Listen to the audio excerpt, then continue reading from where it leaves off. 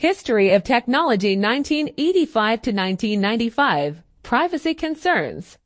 With fast growth of the Internet, privacy issues also came to the surface. Data collection. With every increasing company and with its increasing website presence on the World Wide Web lead to the normal scenario of collecting vast amounts of personally identifying information of millions of users, leaving unregulated.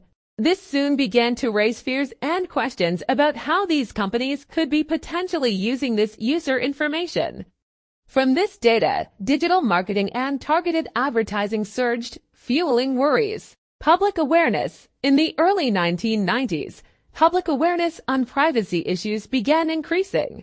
What had at first sparked the debate for the need of more robust privacy protection, though, was anxieties about information disclosure, unauthorized surveillance, and an absence of consent in data collection practices. Regulative responses. Governments began to legislate about user privacy.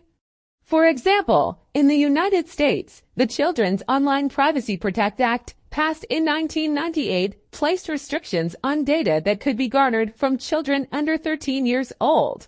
In Europe, a data protection directive, effective in 1995, established data privacy limits throughout the European Union.